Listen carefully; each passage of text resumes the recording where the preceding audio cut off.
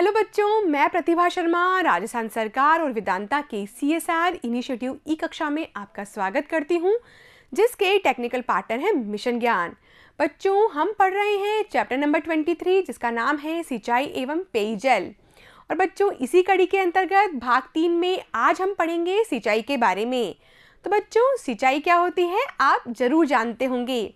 सिंचाई फसलों को कृत्रिम तरीके से जल प्रदान करने की क्रिया है। ठीक है बच्चों, जब वर्षा नहीं होती है तो फसलों को जल प्रदान करने की क्रिया को सिंचाई कहा जाता है। ठीक है बच्चों, तो हम देखते हैं कि सिंचाई के बहुत सारे साधन होते हैं, जैसे कि नलकूप, कुआं। उसी प्रकार बच्चों तालाबों से और नहरों से भी सिंचाई की जाती है। और बच्चों, आज का हमारा ये जो वीडियो है इसी से संबंधित है। ठीक है बच्चों, तो हम सबसे पहले लिखेंगे किसके बारे में कि सिंचाई किसे कहते हैं। वर्षा के अभाव में भूमि या फसलों को कृत्रिम तरीके से जल प्रदान करने की जो क्रिया है उसे सिंचाई कहा जाता है। सिंचाई फसल उत्पादन की आधारभूत संरचना का अंग है। जी हाँ बच्चों, आपको पता है कि राजस्थान ही नहीं बल्कि पूरा का पूरा जो भारत है वो कृषि प्रधान देश है। और बच्चों, ऐसे देश में सिंचाई की व्यवस्था होना बहुत ही जरूरी है। ठीक है बच्चों, नहीं तो जो कृषि कार्य है वो हमारा बाधित हो जाएगा। इसीलिए सिंचाई की व्यवस्था होना अत्यंत आवश्यक होती है। राजस्थान में कुल सिंचित क्षेत्र का सबसे बड़ा भाग श्रीगंगानगर में है और सबसे कम भाग कहाँ है बच्चों, राजसमंद जिले में है। तो बच्चों आप नोट कर लेंगे कि सबसे ज़्यादा सिंचाई कौन से जिले में होती है, श्रीगंगानगर में होती है, और सबसे कम सिंचाई होती है राजसमंद जिले में। और बच्चों, राजस्थान में सिंचाई के जो साधन हैं वो कौन कौन से हैं आप जान चुके हैं, कुएं, नलकूप, तालाब और नहरें। ठीक है बच्चों, तो आज हम इन्हीं सब के बारे में डिस्कस करने वाले हैं। तो बच्चों हम लिखेंगे सिंचाई के 3 प्रकार के साधन हैं, कुएं व नलकूप, दूसरा है नहरें और तीसरा है तालाब। ठीक है बच्चों, तो अब हम डिस्कस करेंगे कि सिंचाई के अंतर्गत कौन कौन से साधन का कितना प्रतिशत योगदान है। ठीक है बच्चों, हम यहाँ पर देख सकते हैं कि कुएं और नलकूप का जो योगदान है वो सर्वाधिक है। और कितना है बच्चों, 66%। यानी कि राजस्थान में जितनी भी सिंचाई की जाती है उनमें से सर्वाधिक सिंचाई कुएं और नलकूप से की जाती है और वो है 66%।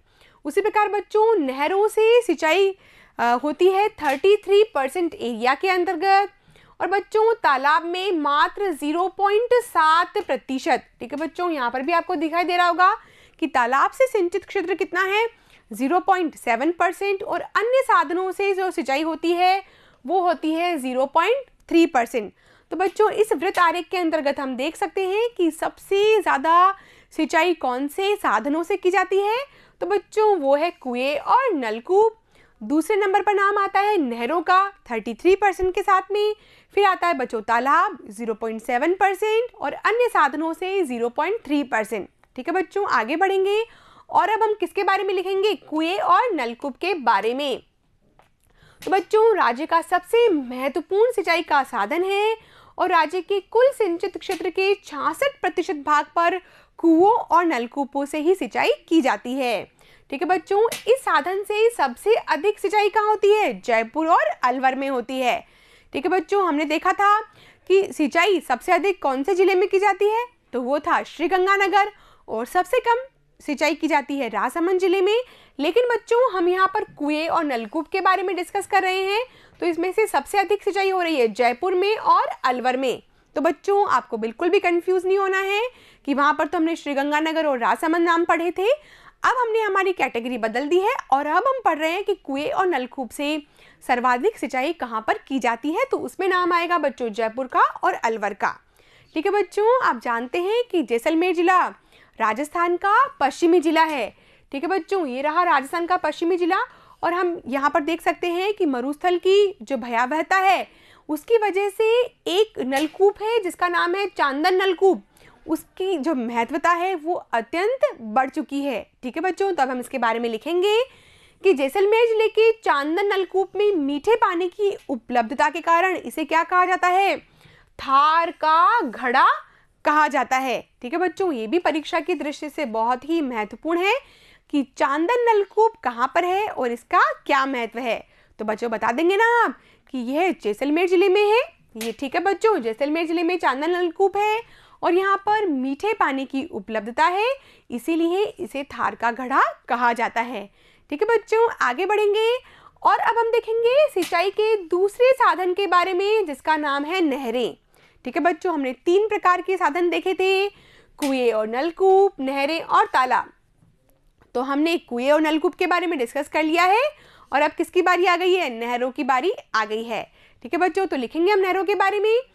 राज्य के 33% भाग में सिंचाई नहरों के द्वारा होती है और नहरी सिंचाई में गंगानगर जिले का प्रथम स्थान है।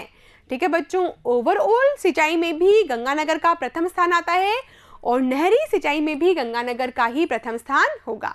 ठीक है बच्चों, आगे बढ़ेंगे और देखेंगे हम, फिर से देख लेते हैं। सिंचाई के 3 प्रकार के साधन हैं, कुएं और नलकूप और नहरें। इन दोनों के बारे में तो हम डिस्कस कर चुके हैं और अब हम डिस्कस करेंगे तालाब के बारे में। जी हाँ बच्चों, तालाबों के माध्यम से हालांकि सिंचाई बहुत ही कम क्षेत्र में की जाती है, लेकिन लिख लेते हैं इसके बारे में। इस साधन से राज्य के 0.7% भाग पर ही सिंचाई होती है और राज्य के दक्षिणी और दक्षिणी पूर्वी भाग में यह सिंचाई का प्रमुख साधन है। ठीक है बच्चों, हमने देखा था कि कुएं और नलकूप से सर्वाधिक सिंचाई कौन से जिलों में होती है? जयपुर और अलवर में। उसी प्रकार बच्चों, यदि हम तालाबों की बात करें तो तालाबों से सर्वाधिक सिंचाई होती है भीलवाड़ा में और दूसरा नाम आता है उदयपुर का। तो बच्चों हम लिखेंगे तालाब द्वारा सिंचाई में प्रथम स्थान भीलवाड़ा जिले का है और द्वितीय स्थान है उदयपुर जिले का और अन्य साधनों से मात्र 0.3% भाग पर ही सिंचाई की जाती है। तो बच्चों हमने क्या डिस्कस कर लिया? हमने डिस्कस कर लिया है कि सिंचाई के कौन कौन से साधन हैं जिन्हें राजस्थान राज्य में उपयोग में लाया जाता है और उनका क्या क्या प्रतिशत है। ठीक है बच्चों, आगे बढ़ेंगे और अब हम देखेंगे राजस्थान की प्रमुख बहुउद्देशीय परियोजनाओं के बारे में। ठीक है बच्चों, यहाँ पर हमने 3 कैटेगरी बना रखी है, राजस्थान की प्रमुख बहुउद्देशीय परियोजनाएं, राजस्थान की वृहद परियोजनाएं और अन्य परियोजनाओं के बारे में। तो बच्चों ये जो टेबल है ये बहुत इंपॉर्टेंट है परीक्षा की दृष्टि से, आप इसे नोट करेंगे अपनी नोटबुक में। ठीक है बच्चों, यदि हम राजस्थान की प्रमुख बहुउद्देशीय परियोजनाओं के बारे में चर्चा करें तो इसमें सबसे पहले किसका नाम आता है? इसमें सबसे पहले नाम आता है चंबल परियोजना का और चंबल परियोजना राजस्थान और मध्य प्रदेश की संयुक्त परियोजना है। ठीक है बच्चों, जब आप टेबल बनाते हैं तो आप इस प्रकार से राज्यों का नाम लिखना नहीं भूलें। ठीक है बच्चों, तो सबसे पहले हम किसके बारे में डिस्कस कर रहे हैं? राजस्थान की प्रमुख बहुउद्देशीय परियोजनाओं का, जिसमें सबसे पहले हमने नाम लिया है चंबल परियोजना का। राजस्थान और मध्य प्रदेश की ये संयुक्त परियोजना है। ठीक है बच्चों, उसी प्रकार दूसरा नाम आता है भाखड़ा नांगल परियोजना का। बच्चों भाखड़ा नांगल जो परियोजना है यह 4 राज्यों की संयुक्त परियोजना है। इनमें कौन कौन से राज्य हैं देखते हैं बच्चों, पंजाब, हरियाणा, राजस्थान और हिमाचल प्रदेश। ठीक है बच्चों, ये जो 4 राज्य हैं इनकी ये संयुक्त परियोजना है भाखड़ा नांगल परियोजना। उसी प्रकार बच्चों व्यास परियोजना, इसके अंतर्गत भी 3 राज्यों की भागीदारी है, पंजाब, हरियाणा और राजस्थान। ठीक है बच्चों, चौथी है माही बजाज सागर परियोजना, ये 2 राज्यों की संयुक्त परियोजना है, राजस्थान और गुजरात की। ठीक है बच्चों, तो यहाँ पर हमने 4 परियोजनाओं के बारे में देखा और ये राजस्थान की प्रमुख बहुउद्देशीय परियोजनाएं हैं और बच्चों ये बहुत ही महत्वपूर्ण है। ठीक है बच्चों, आगे बढ़ेंगे और देखेंगे राजस्थान की वृहद परियोजनाओं के बारे में। बच्चों इनमें नाम आता है सबसे पहले इंदिरा गांधी नहर परियोजना का। ठीक है बच्चों, इंदिरा गांधी नहर परियोजना जो कि पश्चिमी राजस्थान के लिए एक वरदान साबित हुई है। बच्चों आप जानते हैं कि जो राजस्थान का पश्चिमी भाग है वो पूरा का पूरा मरुस्थलीय क्षेत्र है और ऐसे में इंदिरा गांधी नहर का पहुंच जाना वहां के लिए क्या साबित हुआ है? एक गंगा की भांति साबित हुआ है। इसीलिए इंदिरा गांधी नहर परियोजनाओं को मरु गंगा भी कहा जाता है। ठीक है बच्चों, आगे हम पढ़ेंगे गंग नहर के बारे में। गंग नहर, फिर तीसरा आता है भरतपुर नहर के बारे। बच्चों भरतपुर भी 2 राज्यों की संयुक्त परियोजना है, उत्तर प्रदेश और राजस्थान। ठीक है बच्चों, अगली है गुड़गांव नहर, इसमें है हरियाणा और राजस्थान राज्य की भागीदारी। इसके बाद में नाम आता है भीखाभाई सागवाड़ा माही नहर और ये कौन से जिले में स्थित है? डूंगरपुर जिले में स्थित है। बच्चों आप भी जब इन नहरों के नाम लिखें तो उसके पास में ब्रैकेट लगा के जिले का नाम जरूर लिख लें।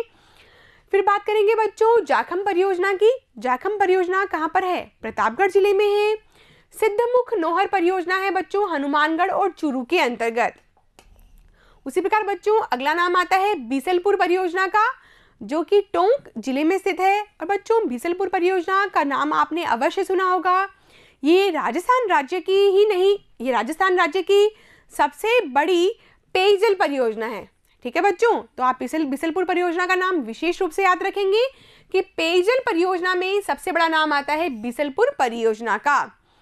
फिर आता है बच्चों नर्मदा नहर परियोजना। यह 4 राज्यों की संयुक्त परियोजना है, गुजरात, महाराष्ट्र, राजस्थान और मध्य प्रदेश। ठीक है बच्चों। फिर आती है ईसरदा परियोजना, ये स्थित है सवाई माधोपुर जिले में। ठीक है बच्चों, तो हमने 2 प्रकार की परियोजनाओं के बारे में डिस्कस कर लिया है, चंबल राजस्थान की प्रमुख बहुउद्देश्य परियोजनाएं और राजस्थान की वृहद परियोजनाएं। ठीक है बच्चों, अब हम डिस्कस करेंगे अन्य परियोजनाओं के बारे में। अन्य परियोजनाओं में सबसे पहले नाम आता है जवाई का, और जवाई बांध कहाँ स्थित है? सुमेरपुर पाली के अंतर्गत स्थित है। ठीक है बच्चों, उसी प्रकार मेजा बांध स्थित है भीलवाड़ा जिले में। कोठारी नदी पर मांडल एक छोटा सा गांव है, वहां पर ये बनाया गया है। फिर बच्चों बात करते हैं पांचना की। पांचना नाम क्यों रखा गया इसका? बच्चों इस बांध में 5 नदियां मिलती है और इसकी एक और विशेषता है कि यह बालू से निर्मित है और ये करौली जिले में स्थित है। ठीक है बच्चों, उसी प्रकार मानसी वाकल जो बांध है वो है उदयपुर जिले में, पार्वती धौलपुर में, गंभीरी चित्तौड़गढ़ में और ओराई भी है चित्तौड़गढ़ में। तो बच्चों आप इस टेबल को अपने नोटबुक में नोट कर लें और इस प्रकार से आप इसे बना लें, तो आपको पूरे के पूरे जो सभी परियोजनाएं हैं उनकी एक सामान्य जानकारी अवश्य हो जाएगी कि कौन सी परियोजना कौन से राज्य और कौन से जिले के साथ में जुड़ी हुई है। ठीक है बच्चों, यहाँ पर हमने बहुत सारी परियोजनाओं के बारे में डिस्कस किया है, लेकिन हम हमारे कोर्स में विस्तृत रूप से पढ़ने वाले हैं 3 परियोजनाओं के बारे में।